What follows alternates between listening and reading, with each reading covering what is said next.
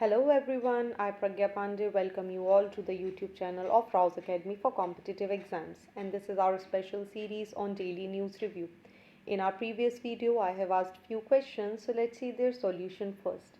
And the first question was, India recently adopted the Digital Work Plan 2023 along with which of the following bloc? And the correct answer is ASEAN.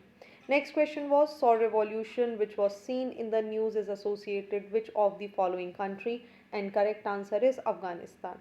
As I expected कि आप सभी को याद होगा कि जब हम सौर रिवॉल्यूशन की बात करते हैं, so we should also remember that it was launched by the PDPA, which is the People's Democratic Party of Afghanistan in 1978 to overthrow the Afghan president whose name was Mohammad Daud Khan, who had set up an autocratic one party system in the Afghanistan.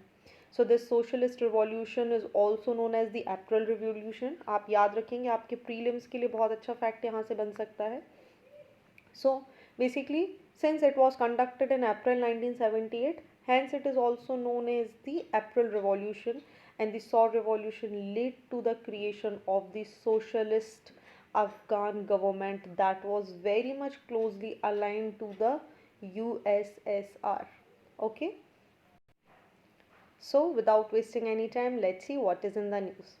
So this first article is very important for the GS paper 1 social issues. बात यहाँ पे की जा रही है Odisha. Now after the Assam, Odisha is also focusing on bringing the behavioral and social changes to end the child marriages.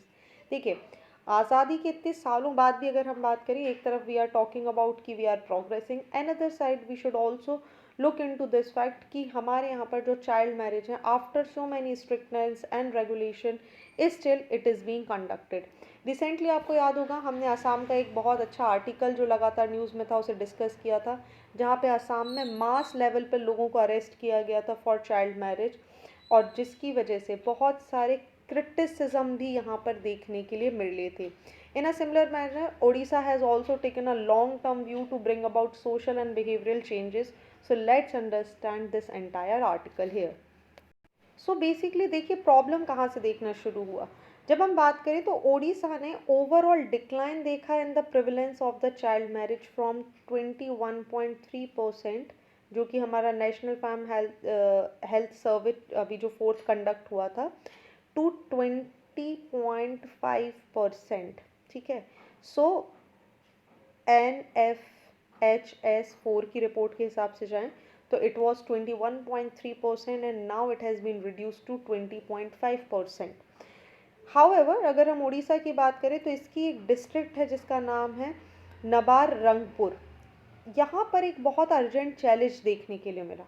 Challenge क्या था कि ये जो डेटा यहाँ पर हमें देखने मिला NFSH का, इसने ये डिनोट किया है कि नबार रंगपुर में they had 39.4% girl married under the age of 18 years in comparison to the state average of 20.5% and the national average of 23.3%, which is quite alarming. तो एक तरफ जहाँ हमें ये देखने मिला कि ओडिशा में एक कंपैरेटिव स्टडी के रूप में अगर हम देखें तो ठीक है भाई 21.3% से ये डिक्लाइन होकर आया 20.5%, लेकिन यहीं की एक डिस्ट्रिक्ट है नबरंगपुर जहाँ पर ये जो डेटा है it is quite alarming and it shows कि 39.4% जो यहाँ पर शादी हुई हैं ये 18 से कम उम्र में ही कराई गई हैं. इसमें से अगर हम देखें तो केवल 15.5% वुमेन जो हैं they had completed 10 years of schooling, which is again very very alarming. आपको एक चीज़ और मैंने बताई थी कि जब भी हम बात करते हैं चाइल्ड मैरिज की, it is directly associated with the education also. So आप देखिए इनमें से अगर हम बात करें तो इसमें से केवल 15.5% महिलाएं ही आपको देखने मिलेंगी जिन्होंने सिर्फ 10th क्लास तक या स्कूलिंग की है.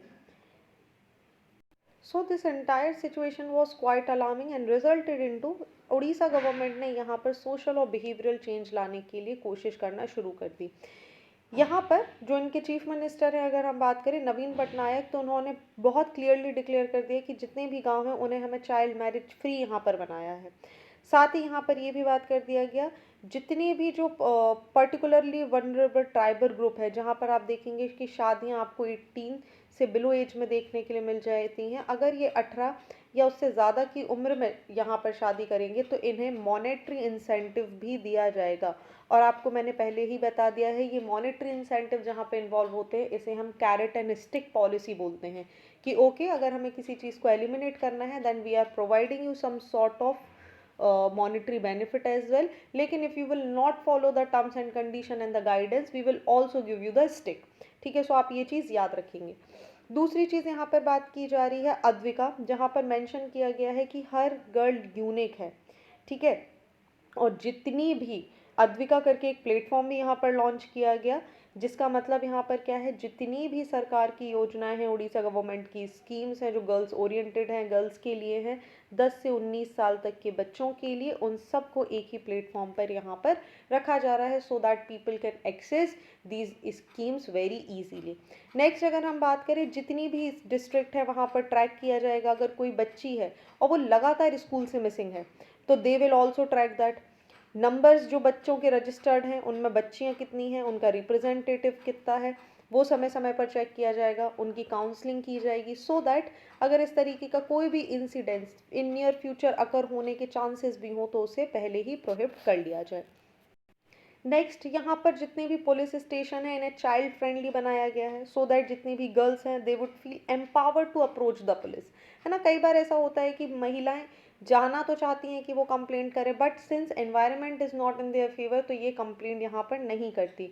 दूसरा यहाँ पर पुलिस के लिए भी पुलिस ने एक और स्टेप लिया है विच इज़ द किशोरी जागरूकता सप्ताह। ठीक है, ये एडोलेसेंट सैनिटेशन वीक होता है जहाँ पे पुलिस जाती है, जो बच्चियाँ होती हैं, महिलाएं होती हैं, उनसे मिलती है और उन्हें जागरूक करती है उनके अधिकारों के बारे में। Along with that government what it is doing here, 15 से 18 साल की जो बच्चियां हैं जिन्होंने स्कूल छोड़ दिया है या ड्रॉप आउट हैं, उन्हें भी कम्युनिटी पार्टिसिपेशन में इन्वॉल्व कर रही है so that they can be aware और उनको पता हो कि उनके अधिकार क्या हैं या जो उनकी विवाह की उम्र है वो अप्रोप्रिएट एज क्या होगी। अलॉन्ग विद दैट जो भी इंस्पेक्टर इंचार्ज होंगे पुलिस स्टेशन के उनको असाइन किया जाएगा for the job of conducting monthly meeting in the community to discuss dropping out from school and child marriages with representative of the panchayat parents and children so that एक check and balance यहाँ पर maintain रहे, बच्चों के मन में जो police को लेकर डर है वो यहाँ पर ख़त्म हो जाए। सिंस पुलिस का इन्वॉल्वमेंट यहाँ पर रहेगा तो लोगों में भी एक जागरूकता देखने के लिए मिलेगी।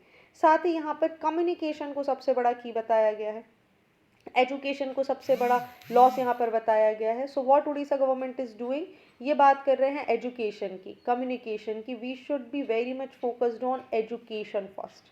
अगर आप एजुकेटेड होंगे, आपको हेल्थ इश्यूज़ के बारे में पता होंगे, आपको प्रेगनेंसी के बारे में जानकारी होगी, आपको ये पता होगा कि भाई what is the right age for according to your biological clock as well to get married, then you can definitely take a step और आप इसके लिए आवाज़ उठा सकेंगे।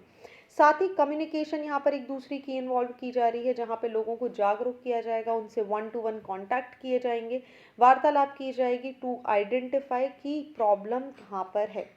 अलॉन्ग विद दैट ऐसे बहुत सारे विषय जैसे हेल्थ इश्यूज़ जो हमें देखने के लिए मिलते हैं, प्रेगनेंसी इश्यूज़ जो हमें देखने के लिए मिलते हैं, ये जो एम्पावरमेंट है वो यहाँ बच्चों को समझ आएगा। वहीं अगर हम बात करें तो देखिए यही सेम मॉडल यहाँ पर पुलिस और जितने भी आसपास के गांव हैं उन सब में फॉलो करवाया जाएगा।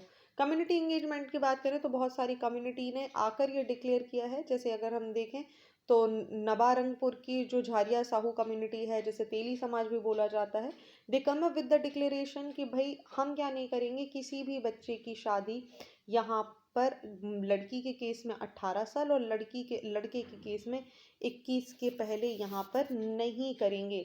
सो दिस ऑल्सो शोज कि how community is also being engaged in all the social activities. चलिए आगे बढ़ते हैं अगले आर्टिकल की तरफ। So this next article is again very important for GS paper 2 health. कारण क्यों है इसकी इंपॉर्टेंस का, बात यहाँ पर की जा रही है सिकल सेल एनीमिया की। और अगर हम इस साल का बजट देखें जो फाइनेंस मिनिस्टर निर्मला सीतारमन ने यहाँ पे पेश किया है, उन्होंने यहाँ पर बात करी है मिशन मोड की, जिसमें बात की जा रही है to eliminate the sickle cell anaemia from the country by 2047 and with this sickle cell anemia और SCA becomes the very important part. क्यों देखिए इस तरीके की बातें हमारे बजट में लेकर आई गई। जब हम इंडिया की कंडीशन देखेंगे तो आप इंडिया को कुछ कंट्रीज़ में से पाएंगे जहाँ पर SCA के केसेस बहुत ही ज़्यादा हैं and India is one of the second worst affected country with the SCA। ठीक है, चलिए तो पहला सवाल ये हो जाता है कि what is sickle cell anaemia. So देखिए होता क्या है, जब हम हीमोग्लोबिन की बात करते हैं तो उसका एक बेसिकली टास्क है। टास्क क्या होता है कि हीमोग्लोबिन जो ऑक्सीजन है उसको हमारी बॉडी के सारे पार्ट्स में पहुंचाता है और इसके लिए इसके 4 प्रोटीन सब यूनिट्स हमें देखने के लिए मिल जाते हैं, 2 अल्फा एंड 2 बीटा।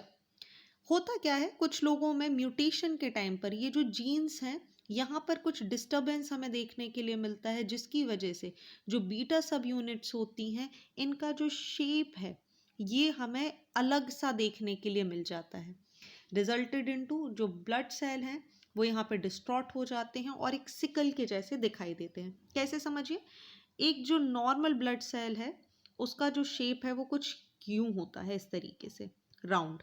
ठीक है, I am again drawing it round. लेकिन जब यहाँ पर म्यूटेशन की वजह से बीटा सब यूनिट्स इम्पैक्ट हो जाती हैं तो इनका ये जो शेप है ये कुछ इस तरीके का हमें देखने के लिए मिलता है। ऑलराइट, सो इसको ही यहाँ पर बोला जाता है सिकल सेल। अब देखिए होता क्या, आखिर इसका इम्पैक्ट क्या पड़ता है। आप बोलेंगे ठीक है फाइन, इसने शेप ही तो चेंज किया है तो इससे प्रॉब्लम क्या है। देखिए जब हम अपनी कैपिलरीज या वेन्स की बात करते हैं तो इन वेन्स में जब मूवमेंट की बात की जाए तो जो राउंड सेल्स होते हैं उनका मूवमेंट बहुत ईजी होता है, they can easily move from our vessels. ठीक है, because of their shape. But what happen, जब ये सिकल सेल्स यहाँ पर ट्रैवल करने लगते हैं तो ये कई बार यहाँ बीच में आपको ट्रैप होते हुए नजर आते हैं। रिजल्टेड इनटू ये बीच में फंस जाते हैं और यहाँ पर ब्लॉकेज जैसी सिचुएशन भी कर देते हैं। क्या इम्पैक्ट होगा, इसकी वजह से जो ब्लड फ्लो है ये जो बहुत आसानी से होना चाहिए था वो हमें देखने के लिए नहीं मिलता। ऑक्सीजन की सप्लाई यहाँ पर कम हो जाती है, रिजल्टेड इनटू फटीग जैसी सिचुएशन भी आ जाती है।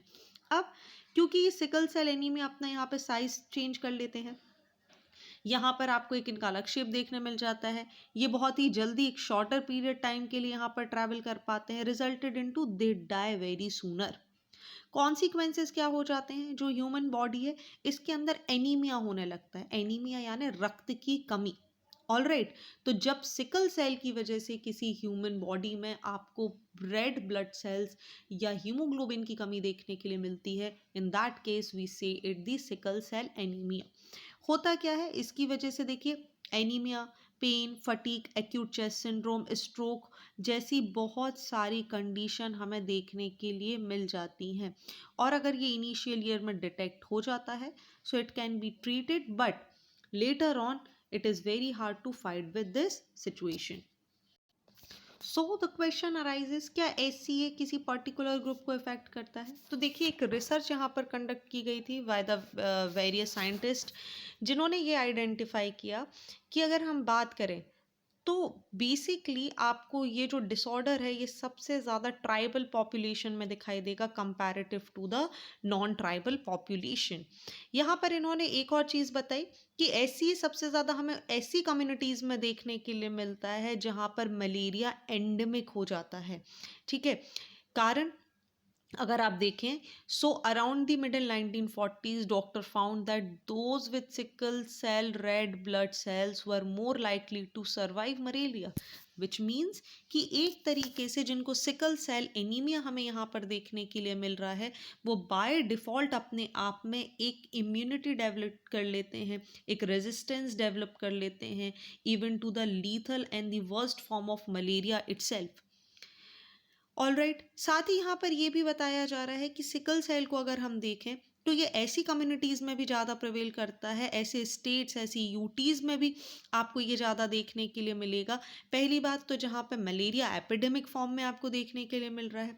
दूसरी बात अगर हम बात करें तो जहाँ पर एंडोगेमी प्रैक्टिस की जाती है, ऐसी कम्युनिटीज़ में चांसेस ज़्यादा हो जाते हैं कि क्या होगा, क्लोज रिलेशन, सेम कम्युनिटी में जहाँ पे शादी हो रही है, जहाँ पे एंडोगेमी यहाँ पर परफॉर्म किया जा रहा है, resulted into having 2 parents with sickle cell trait is the higher, अगर दोनों में यहाँ पर ज़्यादा देखने के लिए ट्रेट ज़्यादा है, क्योंकि म्यूटेशन होगा, जेनेटिक म्यूटेशन हो रहा है, रिजल्टेड इनटू जो ऑफस्प्रिंग होगी उसके अंदर भी हमें सिकल सेल के केसेस ज़्यादा देखने के लिए मिल सकते हैं। All right, so now the questions come, can it be treated. देखिए, एक जेनेटिक डिसऑर्डर आपको यहाँ पर देखने के लिए मिलता है, सो इसकी वजह से अगर हम बोलें कि इसका जो ओनली क्योर है that is the gene therapy, या जिसे हम स्टेम सेल ट्रांसप्लांट्स भी बोलते हैं। ठीक है, हालांकि ये दोनों ही टेक्निक्स, अगर हम बात करें दोनों टेक्नोलॉजी और क्योरेटिव फॉर्म्स की बात करें, तो both are very expensive and they are still being developed, अभी अपनी डेवलपमेंट स्टेज पर है। वहीं अगर हम देखें तो ब्लड ट्रांसफ्यूशन भी एक हमें यहाँ पर विधि देखने मिल जाती है, जिसकी वजह से क्या हो सकता है, सिकल सेल एनीमिया को किसी तरीके से रोका जा सकता है। ब्लड ट्रांसफ्यूशन में हमें क्या देखने के लिए मिलता है, यहाँ जो रेड ब्लड सेल्स होते हैं they are removed from the donated blood and give to the patient. It also trusted treatment in the absence of permanent cures as well. But still यहाँ पर भी कुछ डाउट्स रहते हैं कि ब्लड का सप्लाई हमें पूरा देखने के लिए नहीं मिलता, डोनर्स यहाँ पर रेडी नहीं होते ब्लड डोनेट करने के लिए। So these are few of the cases. बात करें इंडिया में, तो इंडिया में अभी तक क्या हो रहा है, अगर हम देखें Indian council of medical research and the national rural health mission कि यहाँ पर तो एक बात आपको समझ में आएगी कि अलग अलग प्रोग्राम इंडिया में चलाए जा रहे हैं ताकि हम सिकल सेल एनीमिया से निपट सकें। सो इसी के लिए आप याद रखेंगे, हमारी जो गवर्नमेंट है इन्होंने एक technical operational guidelines for prevention and control of haemoglobinopathies in 2016, जो एनीमिया को भी इंक्लूड करता है, इसे लॉन्च किया था। वहीं अगर हम बात करें तो इंटीग्रेटेड सेंटर्स को भी इस्टेब्लिश किया गया है in 22 tribal district for the treatment and the diagnosis of the sickle cell anaemia. Along with that आप याद रखेंगे कि स्टेट हेमोग्लोनोपैथी मिशन लॉन्च किया गया था, इस्टेब्लिश किया गया था by the Madhya Pradesh government. ठीक है, ताकि समय रहते इसको एड्रेस किया जा सके, स्क्रीन किया जा सके और टाइमली मैनेजमेंट किया जा सके SCA का, which is sickle cell anaemia. चलिए आगे बढ़ेंगे, लेकिन आपको उसके पहले मुझे कमेंट सेक्शन में बताना है world sickle cell disease day कब सेलिब्रेट किया जाता है। ऑल राइट, चलिए आगे बढ़ते हैं अगले आर्टिकल की तरफ, which is related with GS paper 2 polity. बात की जा रही है एक curious case of the disqualification of a politician. So let's understand in detail what happened here. देखिए, in recently January this year only, what Kerala High Court did, they suspended the verdict passed by the Kavaratti District and Session Court of Lakshadweep. What happened here कि जो Kavaratti district and session court था, इन्होंने जो आपके जो nationalist Congress party के leader थे Mohammad Faizal PP, जो कि उस समय के सिटिंग मेंबर ऑफ पार्लियामेंट थे, इनको सेंटेंस कर दिया था to 10 years in jail on the attempt to murder charges. What resulted here, इसकी वजह से अगर आप देखेंगे कावरत्ती कोर्ट के डिसीजन की वजह से ये जो सिटिंग MP थे इनका डिस्क्वालिफिकेशन यहाँ बाय डिफ़ॉल्ट हमें देखने के लिए मिल गया। बट व्हाट हैपेंड, जो कांग्रेस पार्टी के लीडर थे मोहम्मद फैज PP, ये पहुंचे केरला हाई कोर्ट के पास और केरला हाई कोर्ट ने इस मैटर को स्टे कर दिया। सो टू अंडरस्टैंड इट मोर, चलिए इसके बैकग्राउंड में चलते हैं, हुआ क्या था। देखिए, जो मिस्टर फैजल थे उनको कन्विक्ट किया गया था by the Kavaratti session court, जो मैंने आपको बता दिया, on January 11 for attempting of murder, और वो भी 10 साल की इनको यहाँ पर इम्प्रिजनमेंट सुनाया गया। What happened on January 13, the Lok Sabha announced that he was disqualified as an MP। By default अगर आपको यहाँ पर सेंटेंस कर दिया गया है तो क्या डिसाइड किया गया कि भाई इनको एज ए MP पद से यहाँ पर क्या कर दिया जाएगा, डिस्क्वालीफाई कर दिया जाएगा with the effect from the date of conviction. All right, now what happened कि 11 जनवरी को इनको कन्विक्ट किया गया, 13 जनवरी को इनको डिस्क्वालीफाई कर दिया गया। ऑन January 18 जो इलेक्शन कमीशन ऑफ इंडिया है, they fixed February 27 as the date for by-election to that particular constituency with the formal notification to be issued on 31st January। अब मिस्टर फैजल ने यहाँ पर क्या अपील किया केरला हाई कोर्ट से, for a stay on his conviction and sentence, which the High Court suspended on January 25th itself. So what Kerala high court said here कि भाई ये जो डिसीजन है, ये जो वर्डिक्ट है, ये देखिए बाय इलेक्शन को डिक्लेयर करने के पहले आ चुका है. So now it is null and void basically. So before going much detail into this article, हमें एक चीज़ यहाँ पर याद रखनी होगी. Article 102 of Indian constitution, what it talks about the disqualification here. देखिए क्या बोलता है, a person shall be disqualified for being chosen as and for being a member of either house of the parliament. First thing, किसी भी house का ये क्या हो सकता है, सदस्य. If he holds any office of profit under the government of India, या गवर्नमेंट ऑफ इंडिया स्टेट की तरफ, या कोई भी ऐसा ऑफिस जो इसने डिक्लेयर किया हो या पार्लियामेंट ने बाय लॉ उसे डिस्क्वालीफाई यहाँ पर कर सकती है. दूसरा कंडीशन क्या हो जाती है, अगर कोई भी ऐसा व्यक्ति जो अनसाउंड माइंड का है तो उसे भी क्या किया जा सकता है, पूरी तरीके से डिस्क्वालीफाई डिक्लेयर किया जा सकता है. Third thing, if he is an undischarged insolvent, ठीक है, ऋण लिए हुए है, पे नहीं किया हुआ है, ठीक है, तभी भी इस केस में आप ऐसा कंडीशन देख सकते हो. देन अगर भारत का नागरिक नहीं है और has voluntarily acquired the citizenship, किसी भी साम दाम दंड भेद करके भारत की सिटीजनशिप अपना ली और बाद में पता चलता है कि नहीं भाई ये तो भारत के सिटीजन नहीं है, इन दैट केस ऑल्सो इनको क्या कर दिया जा सकता है, डिस्क्वालीफाई कर दिया जा सकता है. और if he is so disqualified by or under any law made by the parliament. ये तो पहली कंडीशन हो गई. दूसरी कंडीशन क्या बोल रही है, एक पर्सन को कहीं से भी डिस्क्वालीफाई किया जा सकता है for being a member of either house of the parliament if he is so disqualified under the 10th schedule also. Along with that article 191 यहाँ पर बात करता है disqualification in case of state legislature. So these are the two things that you should keep in mind. 102 talks about the disqualification, but 191 talk about the disqualification of the any member of either house of the parliament in the state legislature. देखिए इसी के साथ आपको representation of peoples act 1951 भी यहाँ पर पढ़ने की आवश्यकता है.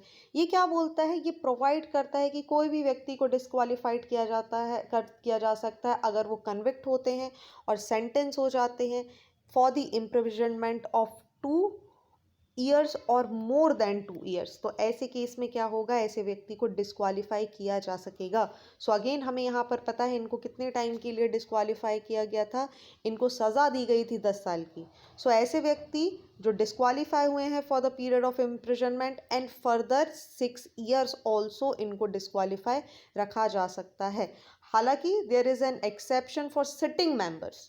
They have been provided a period of 3 months from the date of conviction to appeal the disqualification. That will not be applicable until the appeal is decided. सो इसी तरीके की कुछ स्टेटमेंट हमें देखने मिले सुप्रीम कोर्ट में, जहां पर आपको याद हो 2005 का K Prabhakaran versus P Jayarajan case, in which what happened, the court consider whether in case of a disqualification candidate who is later acquitted, the disqualification would be removed with the retrospective effect. So what happened, understand it in this way. For example, if I am a candidate and suppose मेरा disqualification यहाँ पर declare हो गया है, but अगर हम बात करें रिप्रेजेंटेशन ऑफ पीपल एक्ट, तो वो आपको क्या टाइम दे रहा है, आपको टाइम पीरियड दे रहा है 3 महीने के विंडो का, so that you can appeal in the higher courts as well. what happened in these 3 months? In these 3 months by election declares. So क्या ये बाय इलेक्शन यहाँ पर कैंसिल कर दिए जाएंगे, और क्या जो मेरा डिस्क्वालिफिकेशन है वो रेट्रोस्पेक्टिव तरीके से हटा दिया जाएगा. So basically what it state that this could not be done as that was required the result of the election to be cancelled. So what will happen, ना ही तो इलेक्शन कैंसिल होगा, ना ही डिस्क्वालिफिकेशन रेट्रोस्पेक्टिव होगा, rather ये हमें prospective disqualification देखने के लिए मिल सकता है. चलिए, तो I hope this article is clear to you. Moving on to the next article. लेकिन अगर आपने अब तक हमारे चैनल को लाइक नहीं किया है, so do like our channel and subscribe it to never miss any updates. Also, if you want to give wings to your preparation, do visit Rouse Academy for competitive exams. We have two entirely dedicated branches for MPPSC and UPSC, one at Indore another one at Bhopal. साथ ही आप नीचे दिए गए QR code को scan कर सकते हैं और बाकी की जानकारी यहाँ से ले सकते हैं. चलिए आगे बढ़ते हैं अगले आर्टिकल की तरफ, जहाँ पर बात की जा रही है an effort to go green. This is important for GS paper 2. चलिए बात करें तो यहाँ पर हम देखेंगे हैदराबाद के बारे में. अगर लास्ट 2 सालों में आप देखेंगे तो हैदराबाद जो कि इमर्ज हुआ है power house of the infrastructure growth in Telangana. What happened कि यहाँ पर सिर्फ इंफ्रास्ट्रक्चर ग्रोथ आपको देखने के लिए नहीं मिला है. हैदराबाद ने मल्टीपल अवार्ड्स जीते हैं for being a green city with an improving forest cover area. With that everyone and every other country should also learn something. So चलिए बात करते हैं कि आखिर यहाँ पर हुआ क्या है. चलिए बात की जाए अगर तो जो स्टेट गवर्नमेंट है तेलंगाना की, इन्होंने एक बहुत ही impressive number of tree plantation अपने स्टेट फॉरेस्ट कवर को बढ़ाने के लिए दिखाया है.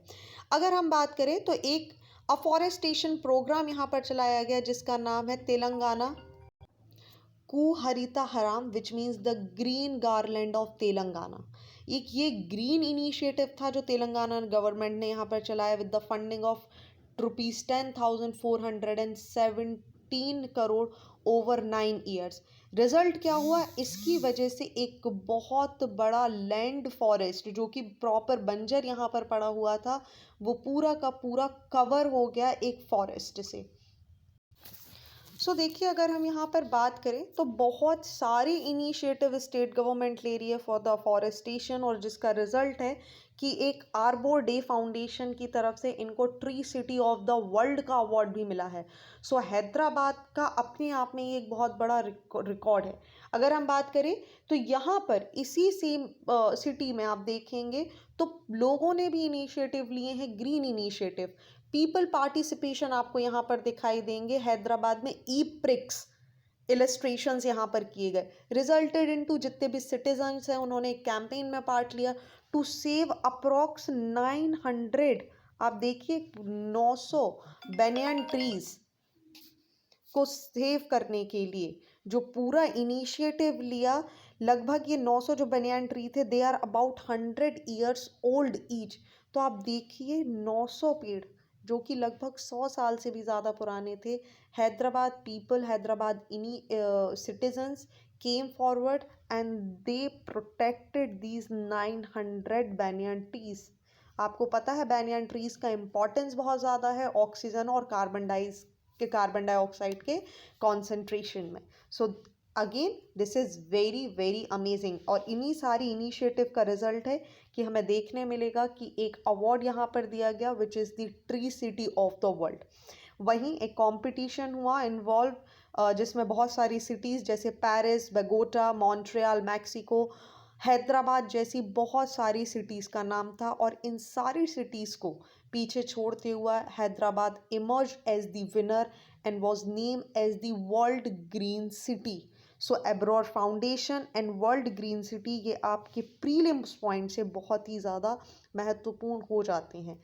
IAPH की अगर हम बात करें which is the international association of horticulture producers, इन्होंने भी हैदराबाद को अवार्ड दिया है the living green for economic recovery and inclusive growth category. So these both factors very important for prelims point of view. चलिए प्री के point of view से एक चीज़ और देख लेते हैं, the tree city of the world. So basically एक programme होता है जिसको पार्टनरशिप किया जाता है between the Arbor Day Foundation and the FAO. ये एक इंटरनेशनल एफर्ट है to recognise the city and towns commitment to ensuring that their urban forest and trees are properly maintain, they are sustainable, they are managed and they are duly celebrated. सो यहाँ पर क्या होता है, cities को evaluate किया जाता है 5 basic standard से. पहला बात करें तो वो होता है इस्टेब्लिशमेंट रिस्पॉन्सिबिलिटी. दूसरा बात करें तो जो सेट ऑफ रूल्स यहाँ पे स्टेट गवर्नमेंट्स बनाती हैं अपने प्लांटेशन के लिए वो.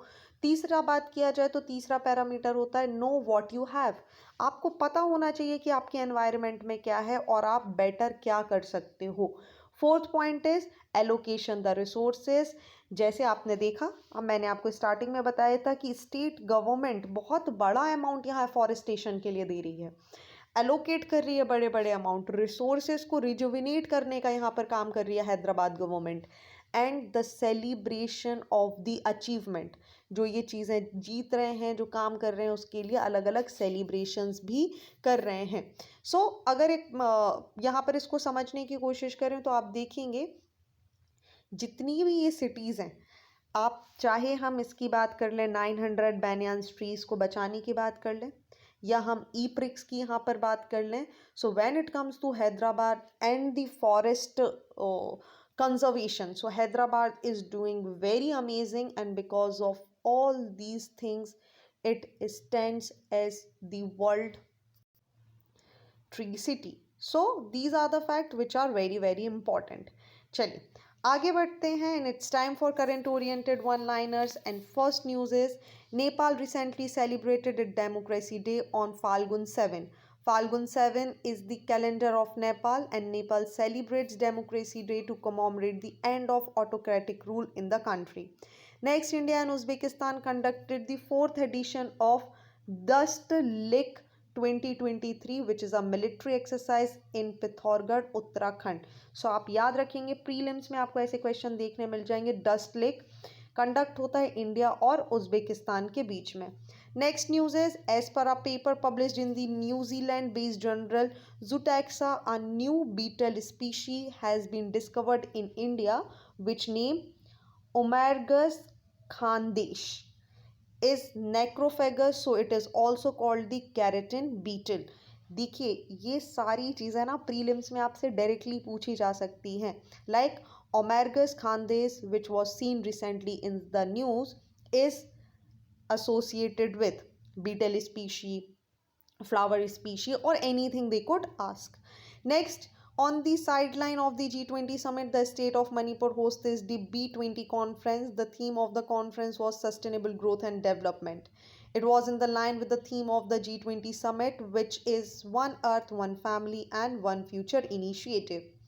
Next, the government of Spain recently passed a menstrual paid leave law, and according to the law, women in the country can take paid leave during their period, and which is very much amazing news, and everyone in the world is welcoming this initiative of Spain government. Moving on to the last in current oriented one liners today is India and Japan recently conducted the Dharma Guardian exercise. This exercise was held at Campa Imazu of Shinga province in Japan. So Dharma Guardian किस किस के बीच में होता है? India and Japan. So I hope ये आपको clear हो चुका है। चलिए आगे बढ़ते हैं, and it's time for quiz.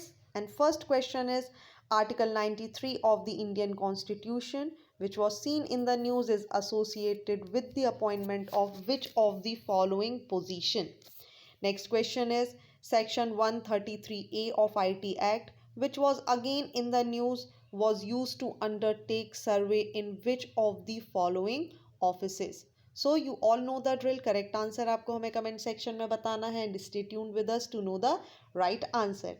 So आज के लिए बस इतना ही. Join our batches for UPSC, MPPSC Civil Services examination. Thank you for watching this video. Do not forget to hit like button, comment your valuable feedback, and also press the subscribe button to never miss any updates. Please follow us on Instagram and Facebook. Links are given below in the description box. Thank you and see you tomorrow.